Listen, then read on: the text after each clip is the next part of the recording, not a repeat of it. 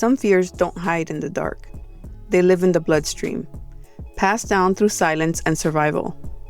They echo in the tone of your voice when anger rises, in the words you swallow before they reach the air, in the way your body braces for storms that never come. Some fears don't need a reason. They live inside memories you never speak of. The smell of liquor, the sound of a door slamming, the way you tiptoe around someone that could love you one moment and destroy you the next. I didn't just grow up afraid of my father's drinking. I grew up afraid of what it might awaken in me, afraid of what I might inherit, afraid of what I might repeat. Because children of alcoholics don't only fear addiction. We fear the anger.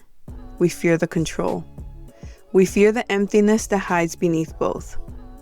We learn early that love can wound and still be called love. That silence can keep the peace but never really bring it. For years, I tried to outrun everything that reminded me of him. His laugh that came too loud. His charm that turned to anger.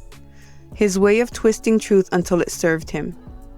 But resistance has its own gravity. Even when I thought I was free, I was still orbiting his shadow. It took me years to understand that becoming the opposite of him still meant he was the center of my story.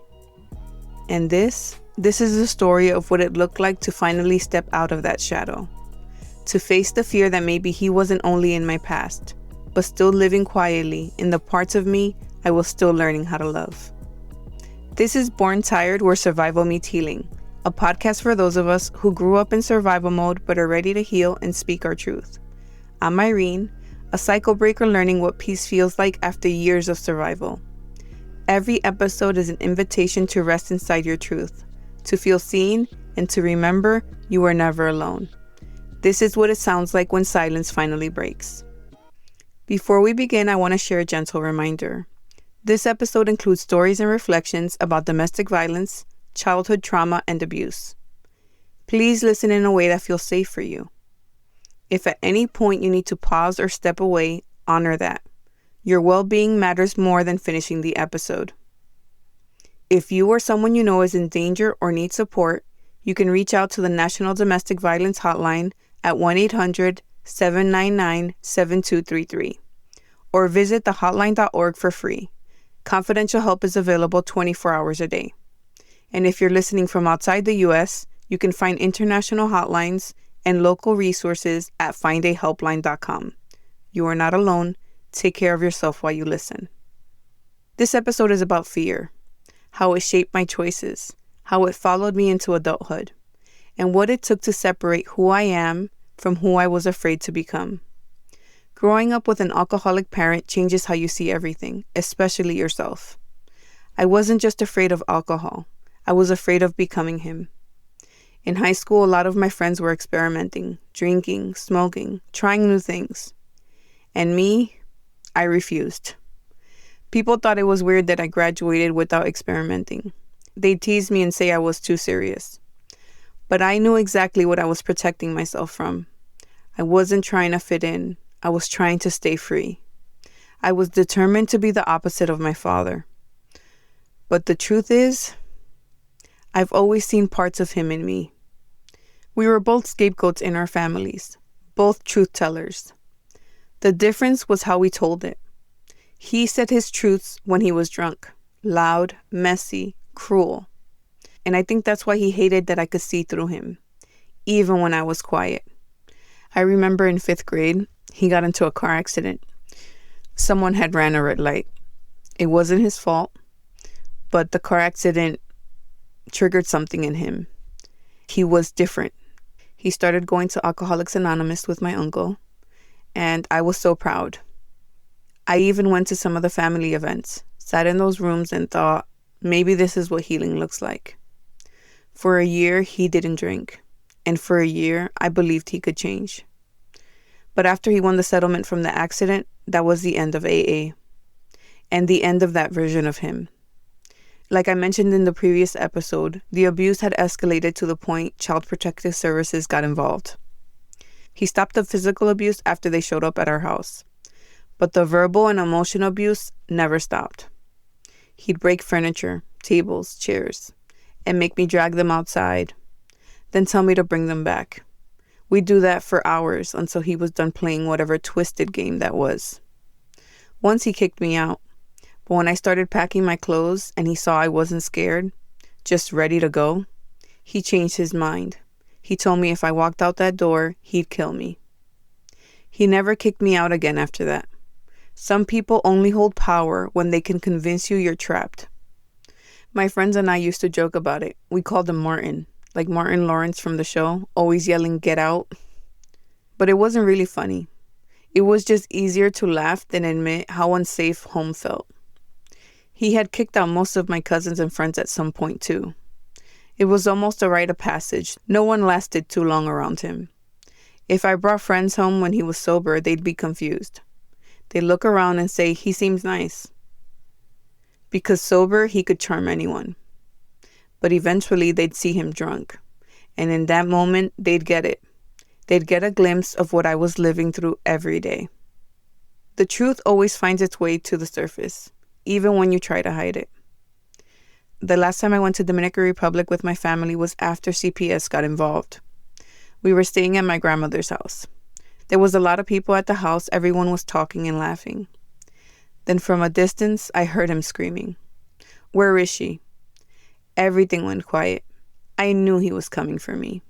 He burst through the door, drunk, angry, shouting that here, in Dominican Republic, he could kill me and no one would stop him. People were yelling, trying to hold him back. I was swinging my arms, trying to push him away from me, trying to protect myself. At some point, I scratched his face, and he looked at me like I'd done something unforgivable. He said, "Look at what you did to my face. Not even a whore would do that to me." He didn't speak to me for the rest of the trip, and I wasn't sad about it. I was relieved he wasn't speaking to me, and part of me was glad everyone got a glimpse of what it was like living with him. When I left for boot camp, everyone kept writing to tell me how much he missed me, how he cried, how he was such a great dad, how proud he was I joined the Navy. I wanted to believe them. I wanted to believe him. I wanted to believe maybe the distance had changed something, that maybe we'd get another chance at a different kind of relationship. But when I came home on leave, nothing had changed. He was still the same man, angry, unpredictable, and cruel. No matter how careful I was, he found a way to twist my words, to break me down. Even across oceans, Hawaii, Okinawa, anywhere, he still found a way to make me small. I used to dread calling home. I'd have to prepare myself before, and it took days to recover after. And still, a part of me hoped he'd love me differently next time. It took me years to understand that I wasn't healing from one version of him. I was healing from all of them. The drunk, the sober, the father who cried when I left, and the one who tore me apart when I stayed. The fear of becoming him is what kept me sober. But not becoming him meant learning how to love myself in all the places he couldn't. For a long time, I thought healing meant distance. If I could stay far enough from what hurt me, maybe it couldn't reach me anymore. Maybe it couldn't shape me. So I built my life around what I didn't want to become. I wouldn't drink. I wouldn't yell. I wouldn't repeat the chaos that raised me. Every rule I made for myself was written in fear. Fear of repeating him. Fear of losing myself to something I spent my whole life surviving. And for a while, it worked. I felt safe, controlled, disciplined, proud of all the walls I built. But over time, those walls started to feel heavy. Because even if you never become them, you're still living through them when everything you do is in reaction to who they were. I was so focused on not becoming him that I forgot to become me. I kept carrying his story, just in reverse. Every choice was a correction. Every boundary was a shield. And somewhere in all that protecting, I forgot that I wasn't broken. I was just afraid. Healing asked me to stop defining myself by what I was trying to escape, to stop fighting ghosts that only lived in memory. It asked me to see that not every similarity was a sentence, that I could share his intensity, his passion, even his stubbornness, and still use those things differently. Because the truth is, I didn't inherit his demons. I inherited his fire. And what I do with that fire, that's my story now. Some traits only destroy when they're unloved. When you bring them into awareness, they become power. It took me a long time to understand that healing wasn't about erasing him. It was about releasing the hold he had on how I saw myself. To realize that forgiveness wasn't about excusing what happened. It was about freeing the part of me that kept reliving it. I used to think forgiveness meant letting him off the hook. But really, it meant letting myself off. From all the stories that said I was destined to repeat his pain. I see now that the similarities don't scare me anymore. They remind me I have a choice. To speak when he would have shouted. To pause when he would have exploded. To love when he would have withdrawn. I'm not the opposite of him, I'm the evolution. Focused on choosing to begin again instead of becoming what broke me. There's a freedom that comes when you stop trying to prove you're nothing like them. When you realize you've already rewritten the story just by surviving it differently. When you stop fighting their reflection and start honoring your own. The fear of becoming him kept me small for years. But facing that fear, naming it, speaking it out loud, is what finally set me free. Now I know I can hold both truths. That I came from him, but I am not him. That I carry his fire, but I use it to build, not burn. Learning that your story doesn't end where theirs did. You get to write a new ending, and it doesn't have to look like survival anymore. We can't erase the past, but we can change our relationship to it, so that we can hold our own story without letting it crush us. There was a time when every reminder of him felt like proof that I was still broken. The sound of a bottle opening, the way someone raised their voice, even the look in my own eyes when I was angry. It all felt too close, too familiar. I used to think I could only be safe if I erased every trace of him. But healing has shown me that safety isn't found in avoidance. It's found in awareness. It's being able to say, yes, that sound still makes my body tense, but I can breathe through it now. Yes, that memory still hurts, but it no longer defines me. For so long I carried his voice inside mine, the critic, the storm, the volatility that lived in my nervous system. And I hated those parts of myself because they reminded me of him. But healing invited me to stop hating those parts, to see that the anger I inherited wasn't my downfall. It was my body's way of protecting me when no one else did. To see that my intensity wasn't a flaw. It was the same fire that kept me alive. I think that's what recovery really is. Not from alcohol or addiction, but from the emotional inheritance of chaos. From the constant bracing, the overthinking, the fear of who you might become. Healing asks you to trust that the version of you who survived was doing her best with what she knew. There's a softness in seeing what survival really was. Devotion. To yourself. To the child who just needed somewhere to feel safe.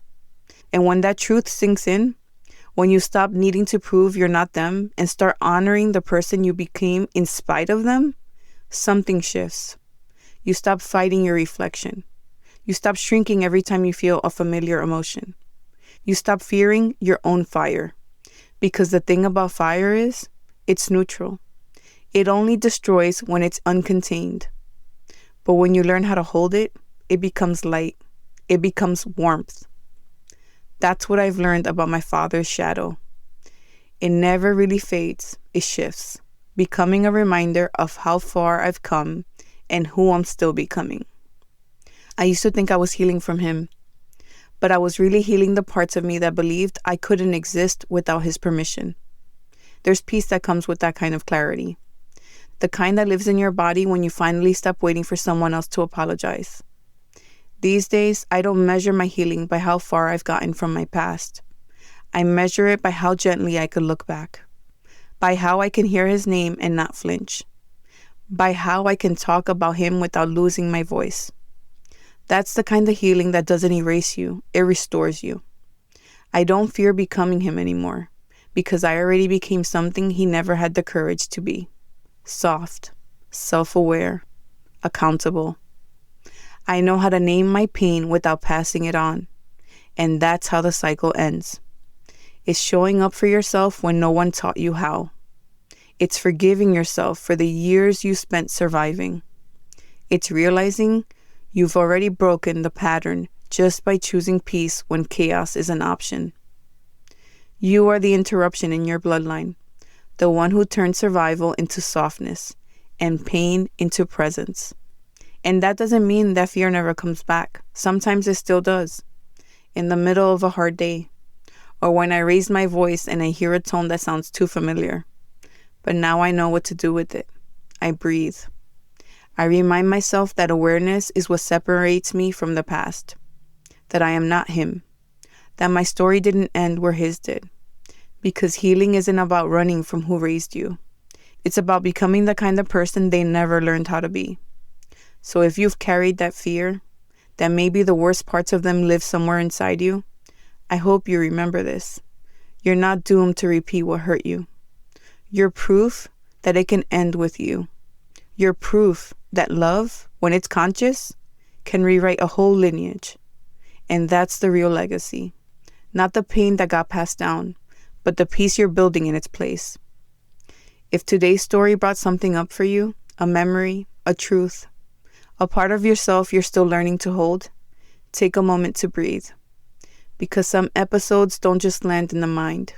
They land in the nervous system. They land in the places where fear has lived for a long time.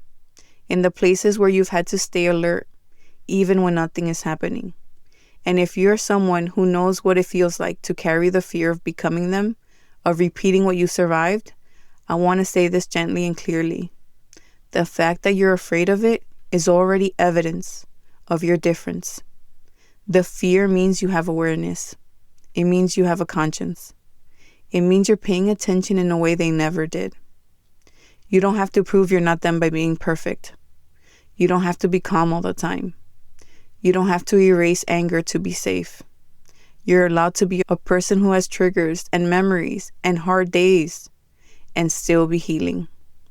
And if this episode made you look at yourself more closely, if it made you question parts of you that you've judged, I hope you hold those parts with compassion, not shame. Because healing isn't just about what you stop doing. It's also about what you stop carrying. The belief you're destined to repeat the past. The belief that you're one mistake away from becoming the monster you survived. The belief that you're only good if you stay small, quiet, controlled, and easy to be around. You don't have to figure out your whole story today. Just notice what wants to be seen and what your body is ready to release. Thank you for spending this time with me and for walking this path of healing, one story, one breath at a time. If this episode resonated with you, please share with someone who might need it. And take a moment to leave a review wherever you listen. Your review helps more people find the podcast and reminds others they're not alone.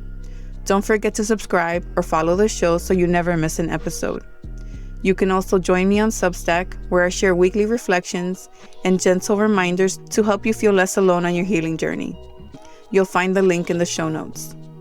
If you'd like to connect beyond the podcast, you can find me on Instagram at Born Tired Podcast. I'd love to hear what resonated with you. And if you'd like to support the podcast, there's a link there to buy me a coffee. Thank you for being here, for listening with an open heart. Most of all, remember this. Your story matters, your voice matters, and you are not alone.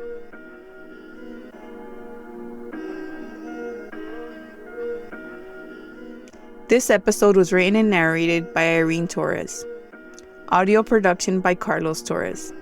Original music composed by Carlos Torres.